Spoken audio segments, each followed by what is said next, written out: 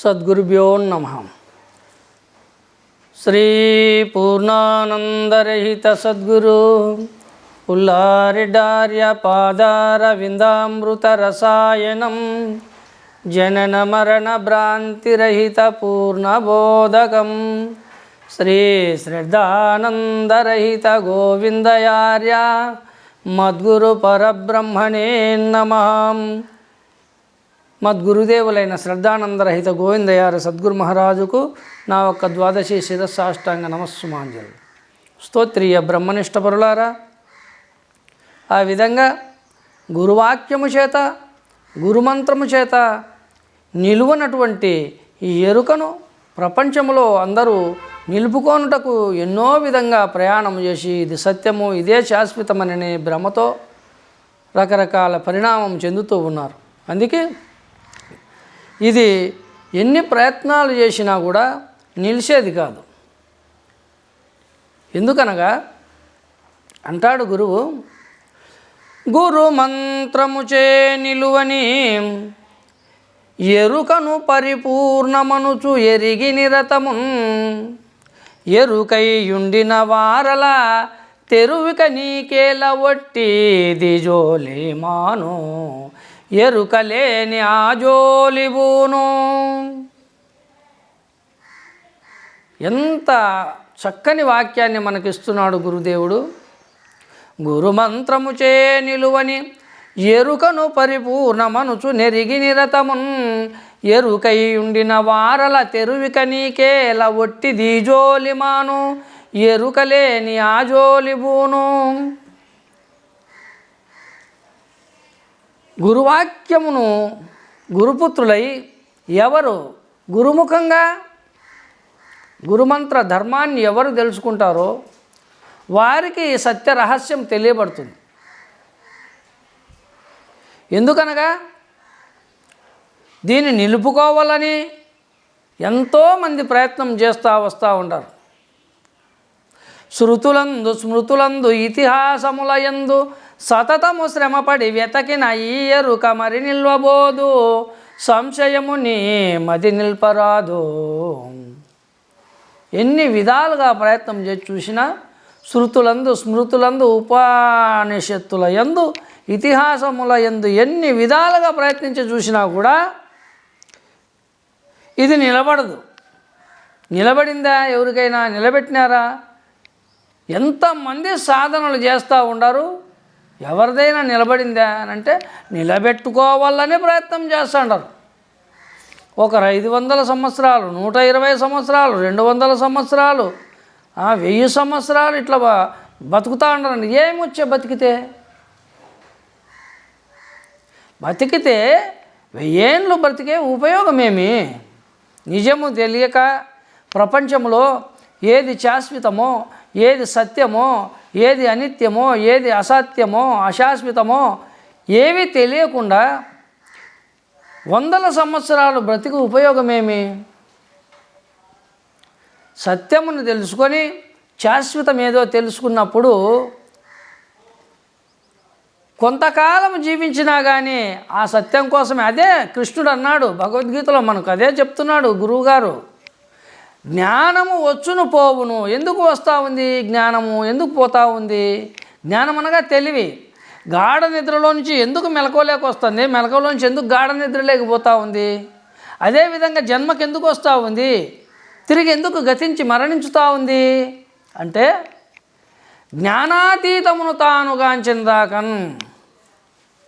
జ్ఞానము వచ్చును పోవును జ్ఞానాతీతమును తాను గాంచినదాకన్. అర్జున, ఈ జ్ఞానమనబడేటువంటి తెలివనే ఆత్మ వస్తూ ఉంది, పోతూ ఉంది. ఇది రాకడ పోకడకు కారణమేమి అని అంటే, ఎందుకు వచ్చి ఎందుకు పోతూ ఉంది అని అంటే, జ్ఞానాతీతమైనటువంటి ఏ పరమార్థమైతే ఉన్నదో, ఏ పరమపదమైతే ఉన్నదో, ఏ పునర్జన్మరహిత్యమైనటువంటి పునరావృత్తి రహితమైనటువంటి ఆ పరమపదమైనటువంటి ఆ సత్యం ఉన్నదో దాన్ని తెలుసుకోవడం కోసమే వస్తూ ఉంది.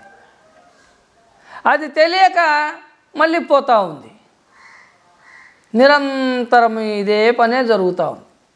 కాబట్టి దాన్ని ఎప్పుడు తెలుసుకుంటుందో అప్పుడు ఆగిపోతుంది. అంతవరకు వస్తూనే ఉంటుంది. చూడండి, శృతులందు స్మృతులందు ఇతిహాసములయందు సతతము శ్రమపడి వెతికిన ఈ ఎరుక మరి నిల్వబోదు.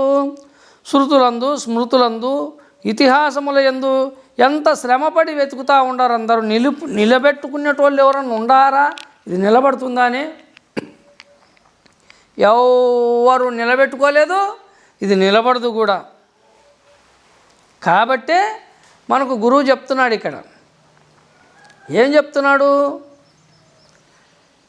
శతపత్రాప్తుని పొడగని యతిరయమున తిమిర మనగి అగుపడదెట్లతులిత గురుకృప కలిగిన మతిమంతుల చూచి ఎరుక మరి నిల్వబోదు. సంశయము నీ మది నిల్పరాదు. శతపత్రాప్తుని పొడగని యతి రయమున తిమిర మనగి ఎగుపడదెట్లతులిత గురుకృప కలిగిన మతిమంతుల చూసి ఎరుక మలి నిల్వబోదు. శతపత్రాప్తుడనగా సూర్యభగవానుడు. చీకటి సూర్యుడిని చూడాలా అని ప్రయాణం చేసి వస్తుందన్నమాట. సూర్యుడు పుడతానే చీకటి మాయమైపోతూ ఉంది. సూర్యుడు ఎట్లా ఉంటుందో, పగులు ఎట్లా ఉంటుందో, వెలుతురు ఎట్లా ఉంటుందో అని చీకటి చూడాలనుకుంటుందంట.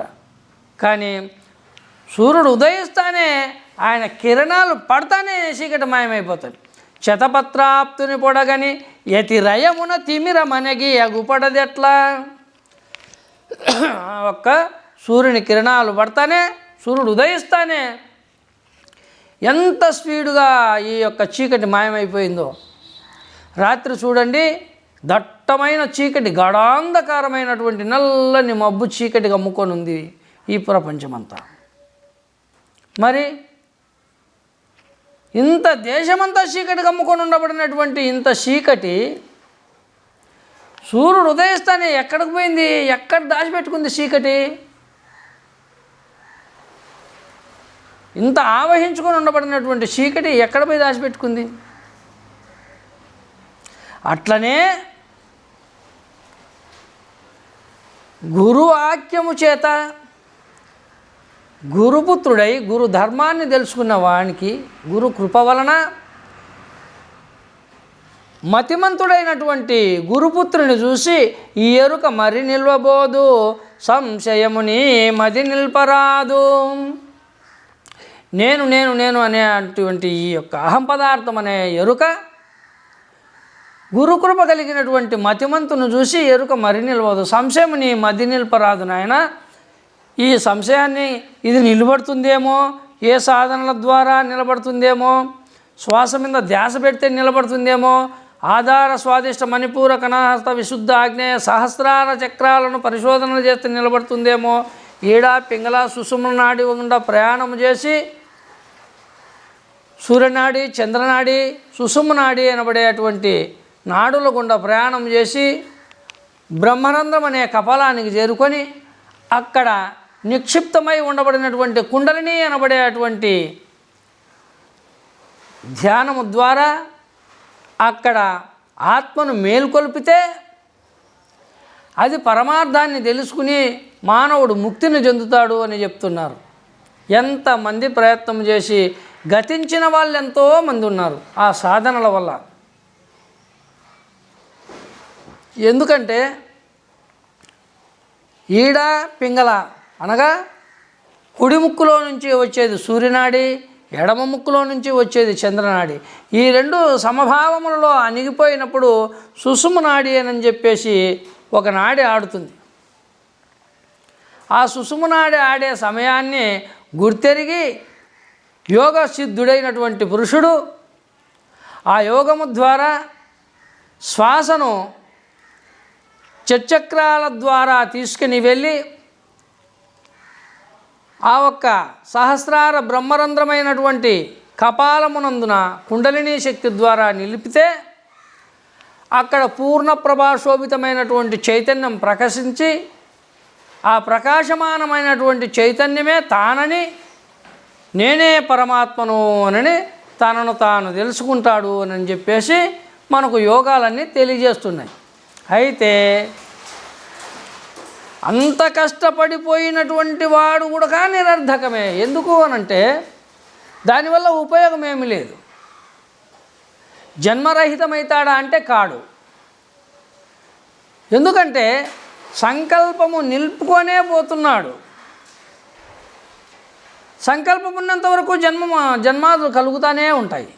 సంకల్పరహితమే జన్మరహితము. సంకల్పమే భ్రమ. భ్రమ ఉన్నంత వరకు జనన మరణములు తప్పవు. ఎంతటి వారికైనా జనన మరణములు తప్పవు. భ్రమ తొలగితేనే బ్రహ్మంబు బట్టబయలు. ఎందుకంటున్నారు అనంటే అది సంకల్పరహితము. అందుకే అన్నాడు, సంకల్పము లేనిదే నిస్సంకల్పములోన దోచు చనుతోచుచను. సంకల్పము తప్పన నిస్సంకల్పము నెరిగనేనే చనులేననుచు నిస్సంకల్పమున నిల్చెదననుచు. అయ్యా, మొట్టమొదట ఈ సంకల్పం అనబడేటువంటిది లేనిదే. ఎక్కడ? గాఢ నిద్రలో మనకి ఏ సంకల్పాలు లేవు. సంకల్పము లేనిదే. మొదట ఈ సంకల్పము లేదు గాఢ నిద్రలో. అక్కడేముంది? నిస్సంకల్పం. ఏ సంకల్పం లేనటువంటిది నిస్సంకల్పం ఉంది. సంకల్పము లేనిదే నిస్సంకల్పములోన తోచుచను. ఆ నిస్సంకల్పంలో నుంచే సంకల్పం వస్తూ ఉంది, తోపింపబడతా ఉంది, మళ్ళా నిస్సంకల్పంలోనే లయమవుతూ ఉంది. సంకల్పము తప్పన నిస్సంకల్పము నెరిగనేను చనుతా లేననుచు.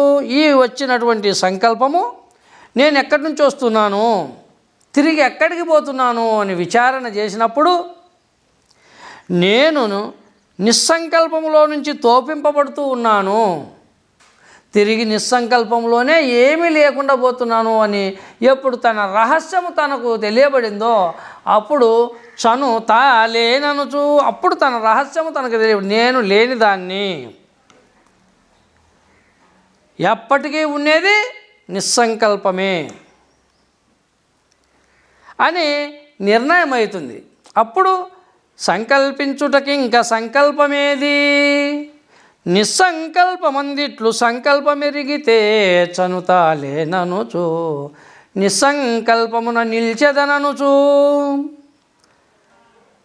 మనము గురుముఖంగా పరిపూర్ణ బోధ ధర్మాలను తెలుసుకుంటూ వస్తే అచల బోధ అనేది ఏదో మనకు అర్థమవుతూ వస్తుంది. ఎందుకంటే ప్రపంచంలో రకరకాల బోధనలు ఉన్నాయి. ఈ బోధనలన్నీ కూడా తీయని మాటలు చెప్పి నిజమని నమ్మిస్తారు ప్రజలకు. అందుకే వాటి వైపు మొగ్గు చూపుతారు. మనకు ముందు చెప్పుకున్నాం కదా, చక్కెర కలకండ రెండు తెల్లగానే ఉంటాయి, కానీ ఎక్కువ చక్కెర తింటే అనారోగ్యం చేస్తుంది. మెత్తగా ఉంటుంది, నోట్లో పోసుకుంటేనే కరిగిపోతుంది చక్కెర.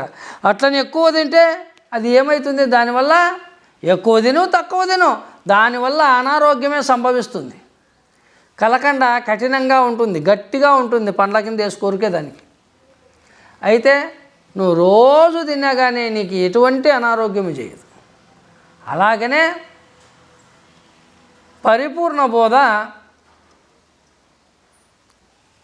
ఎంతటి సత్యాన్ని నీ ముందర తీసుకొచ్చి చూపిస్తుంది అంటే, ప్రపంచాతీతమైనటువంటి పరమార్థాన్ని ప్రత్యక్ష ప్రమాణంగా చూపిస్తుంది పరిపూర్ణ బోధ. ప్రపంచకుల బోధ ప్రత్యక్ష ప్రమాణము కాదు. శోధించు, సాధించు, లోపల చూడు, బయట చూడు, ధ్యానం చేసుకో, యోగం చేసుకో, వచ్చిపోయే శ్వాస నిశ్వాసాలపైన మనస్సు పెట్టు, దీన్ని బంధించు, దీన్ని తగ్గించుకుంటా పో, రకరకాల సాధనలు చెప్తారు. కాబట్టి నిజ నిర్ధారణ ఎవరికి తెలుసుకునేదానికి గోప్యంగానే ఉంది కనుక సత్యం చెప్పే సద్గురునే మనం అందరము ఆశ్రయించాలి. అప్పుడే మనకు నిజం తెలియబడుతుంది. మానవ జన్మకు వచ్చి నిజము తెలుసుకోకుండా మనం గతించితే నిరర్ధకము శరీరము, జీవితమే నిరర్ధకమవుతుంది.